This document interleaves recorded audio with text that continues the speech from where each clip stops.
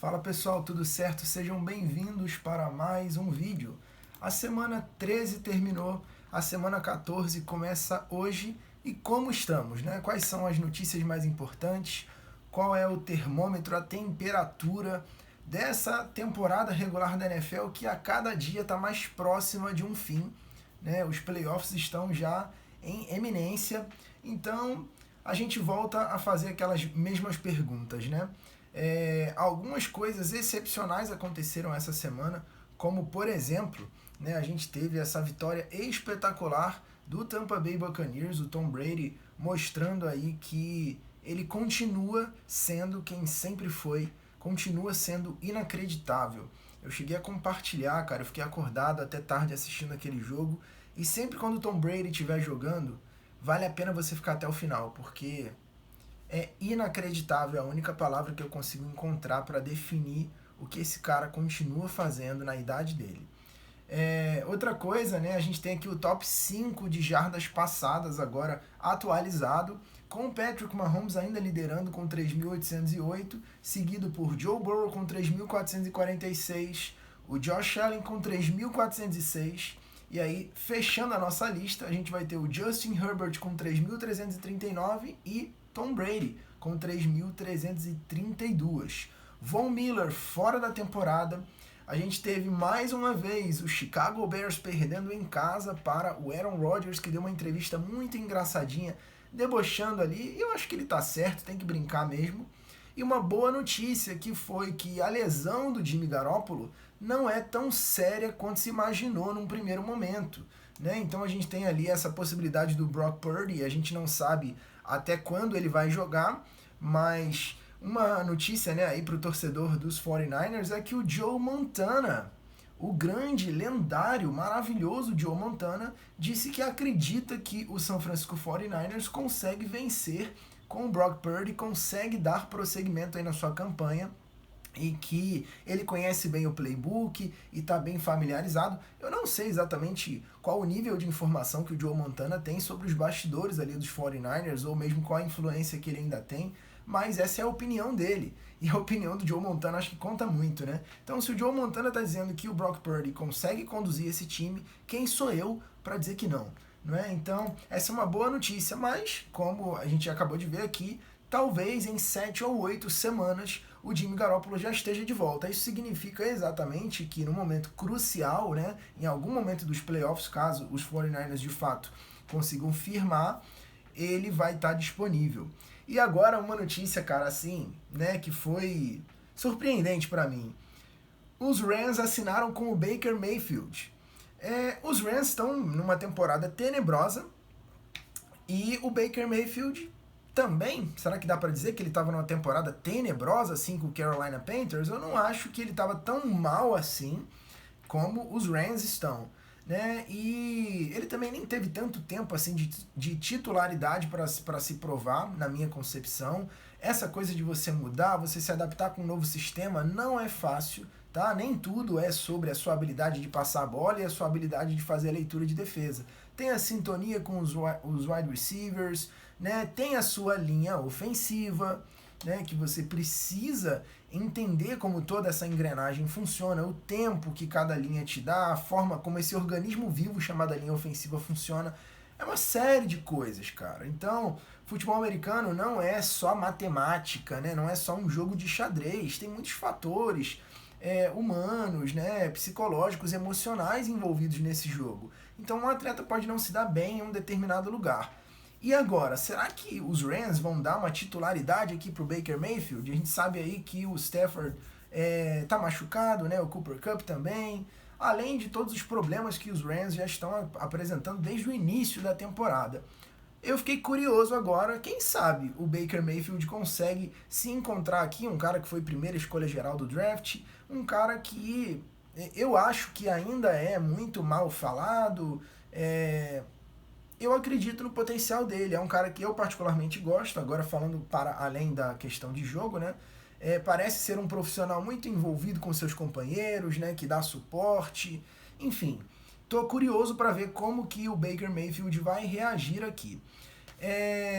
Uma notícia interessante também é a gente observar aqui que, apesar de uma campanha que veio aos trancos e barrancos, e assim, até mesmo muito preocupante, eu falei aqui em diversos vídeos, o Las Vegas Raiders ainda tem condição de alcançar os playoffs, assim como o Detroit Lions. E nesse sentido eu fico muito feliz, porque eu vinha comentando aqui semana após semana o quanto esse time dos Lions estava sendo injustiçado por não conseguir no seu setor defensivo equilibrar, né? Porque os Lions vinham colocando muitos pontos no placar, uma média muito alta de pontos, quase 30 por jogo. No entanto, não estavam conseguindo segurar os ataques adversários, e aí não adianta. Na NFL você precisa dominar os dois lados da bola, né? Não tem como você apresentar uma proposta unilateral de jogo, a menos que o seu ataque seja tão dominante que consiga queimar todo o relógio e deixar o outro time com seu ataque no banco, né? O que não é fácil de fazer. Até porque você vai sacrificar a sua linha ofensiva, especialmente para fazer isso, e o seu corpo de corredores, né? Porque para queimar relógio você tem que correr com a bola, ou você tem que fazer recepções curtas e ficar dentro do campo. Então, de alguma forma, você vai se sacrificar demais quando você não tem o outro lado da bola bem desenvolvido. Então, será que essa defesa do Detroit Lions consegue, nessa reta final de temporada, se reorganizar, reagir e apresentar aqui uma surpresa para todo mundo? Eu acho que seria sensacional.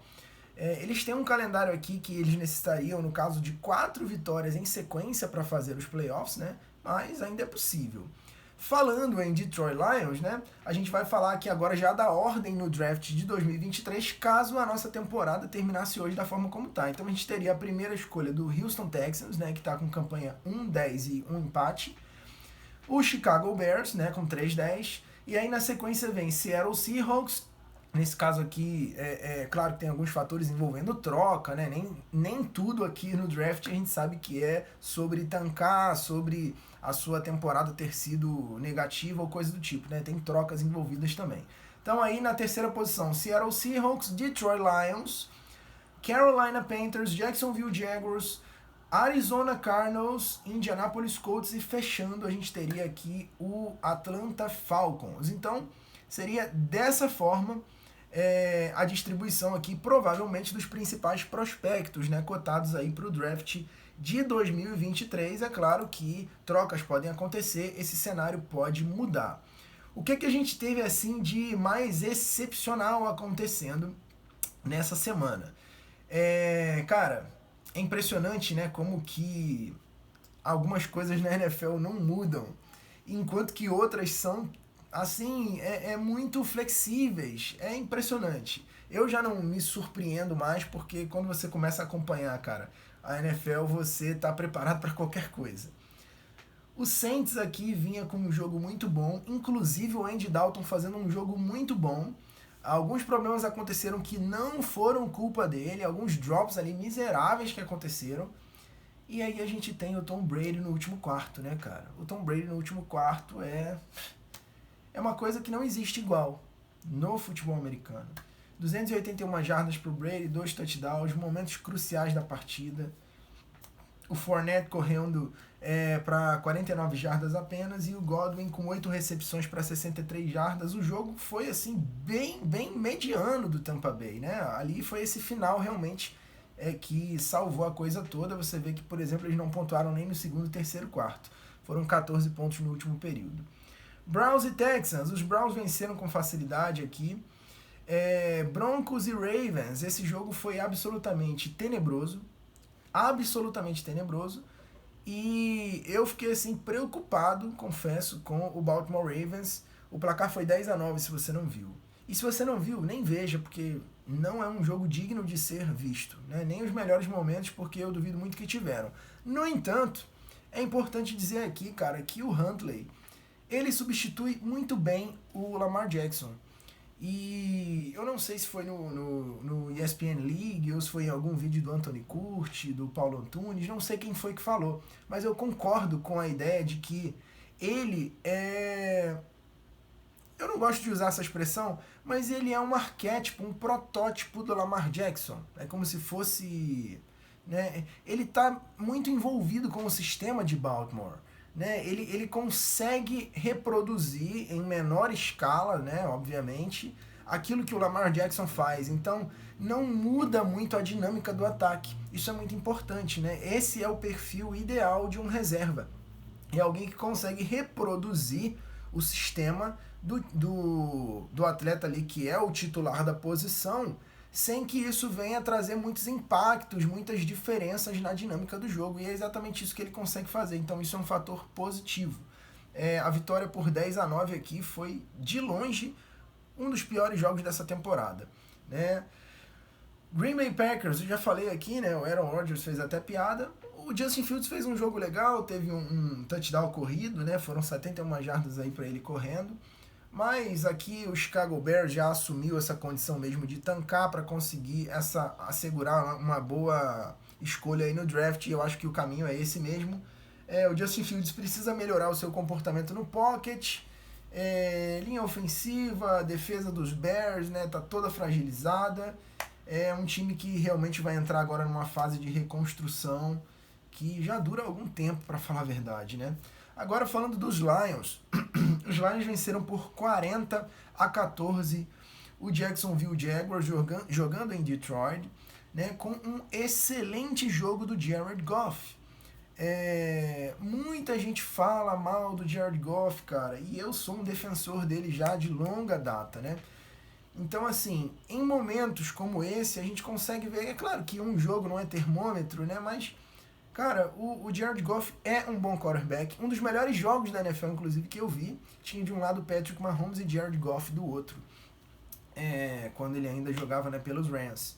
Mas, falando aqui dessa situação do Detroit, como eu disse, essa vitória foi importante. E Detroit, contando com mais 4 vitórias em sequência, pode entrar nessa conversa aqui já com alguma segurança para pensar nos playoffs, né?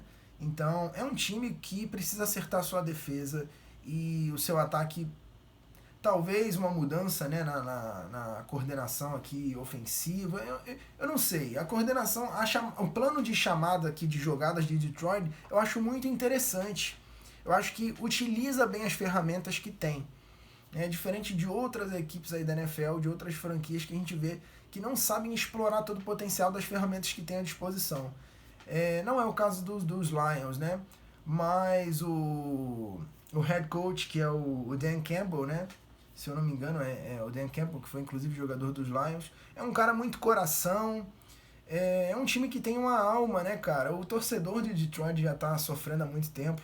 Eu acho que esse time merece ir pros playoffs, merece evoluir. Esse ataque tá brilhando essa temporada inteira, como eu já mencionei aqui, os números são incríveis. Esse jogo é só mais uma prova, né? 40 pontos. Não é todo o time da NFL que consegue fazer essa pontuação. A gente viu aqui, por exemplo, o Baltimore Ravens, que colocou 10-9 contra a atual... Talvez pior time seja o Houston Texans ainda, mas o Broncos nessa temporada tá bizarro, cara. E o time claramente já entregou os pontos, né? Então esse placar aqui é terrível. Vikings e Jets, 27-22. Um bom jogo do Kirk Cousins. Assim, eu vou falar aqui uma coisa que eu já falei isso antes, tá? Mesmo com essa campanha 10-2... eu posso queimar minha língua, né? A gente sabe que o Jefferson é um dos melhores recebedores. A gente sabe que o Cook, ele tem sido sólido já há algum tempo. Mas eu não sei porquê. Talvez seja só uma implicância minha, mas não é implicância, eu gosto dos Vikings, cara. Eu tenho aqui o boné dos Vikings, né? Eu tenho 2 jerseys aqui dos Vikings na coleção, gosto muito dos Vikings, não é uma questão. Mas os Vikings não me passam confiança, cara. Eu não sei porquê. Aí já é uma coisa que foge do aspecto de avaliação técnica, esse tipo de coisa, uma coisa mesmo de sensação, aquele time que você vê e você sente aquele calibre de que não, esse time vai longe. Cara, eu não sei. Os Vikings já se provaram, já venceram alguns jogos importantes, sempre com placares assim apertados, né? E eles estão aí, cara. Os Vikings estão aí, mas eu sinceramente não consigo sentir, sabe, que os Vikings vão muito longe. Vamos ver, o tempo vai mostrar, eles estão aí com campanha 10-2, né? Então, semana após semana, eles estão me provando que eu estou errado, né? Vamos ver até quando eles vão conseguir continuar.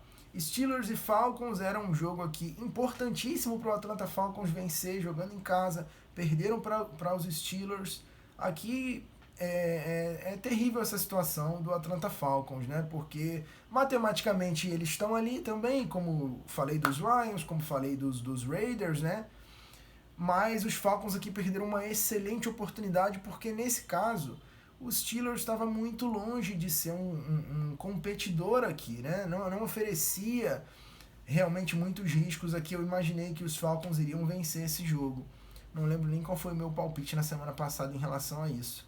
Mas foi definitivamente aqui muito pior para os Falcons essa derrota, especialmente levando em consideração a sequência do calendário. Titans e Eagles. Aqui mais uma vez os Eagles, né, nos mostraram o que acontece quando você sabe organizar a sua defesa para neutralizar as corridas do Tennessee Titans, né? E o Tennessee Titans é um time que funciona basicamente com play action, e o Ryan Tannehill não conseguiu.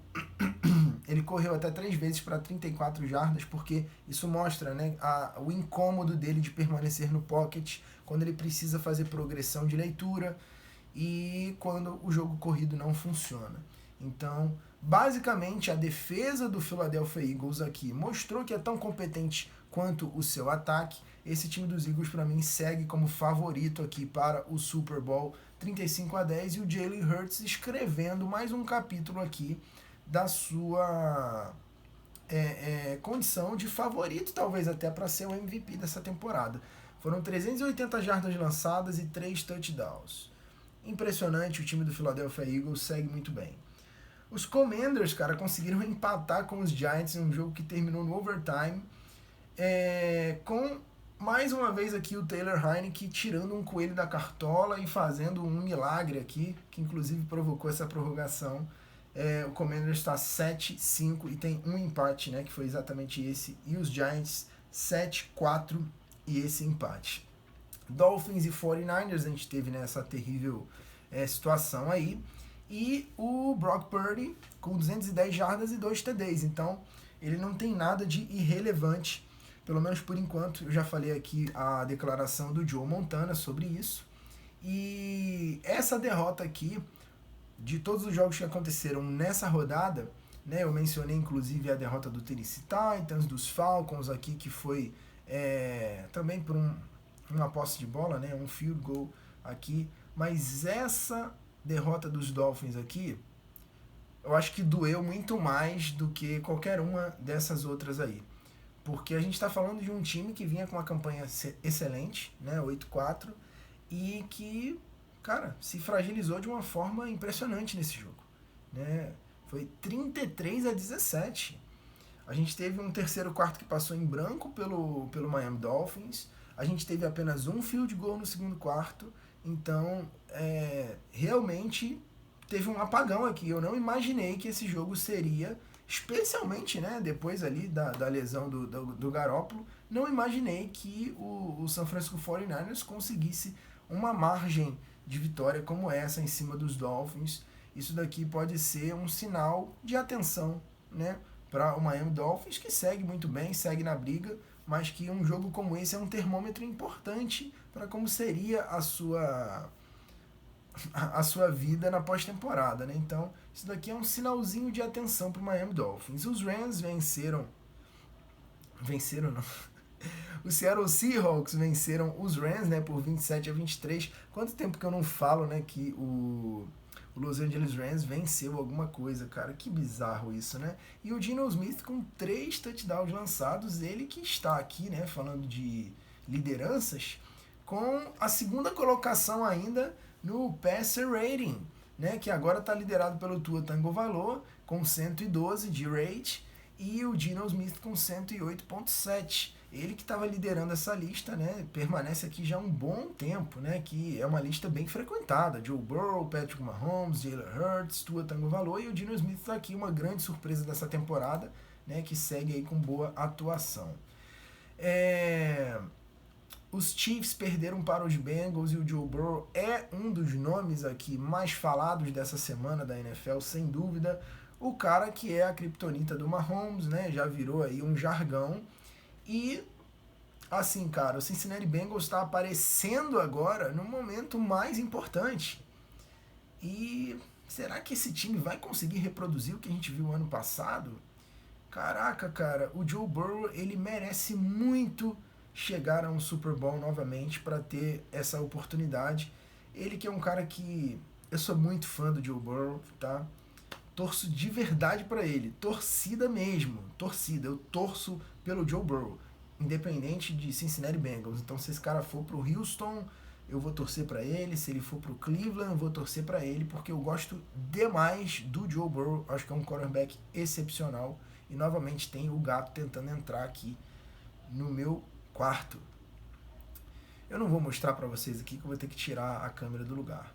Os Raiders venceram, né, os Chargers 27-20. Os Cowboys amassaram o Indianapolis Colts. Eu não vou nem falar desse jogo, que foi o pior jogo da carreira do Matt Ryan que eu vi. Eu fico triste um quarterback do calibre dele terminar a sua carreira dessa forma.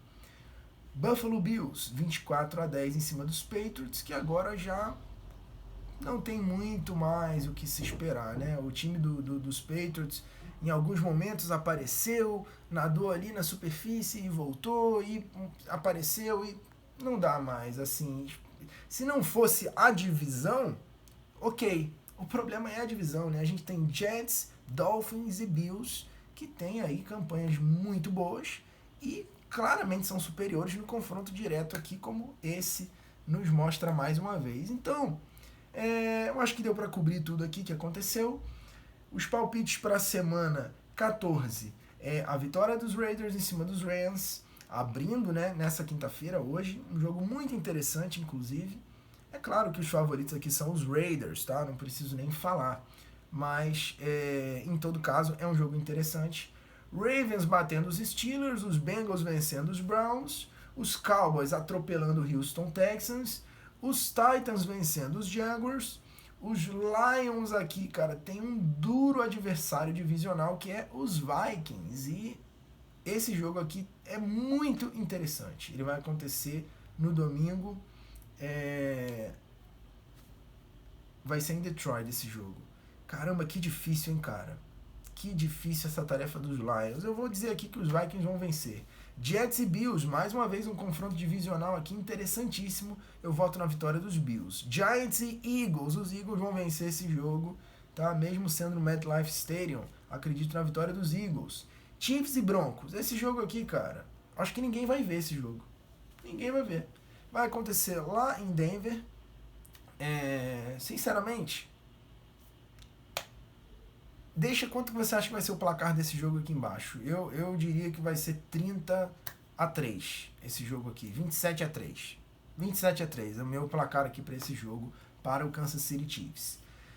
Os Panthers vão perder para Seahawks em Seattle. E os 49ers aqui tem o Buccaneers pela frente, jogando na Santa Clara.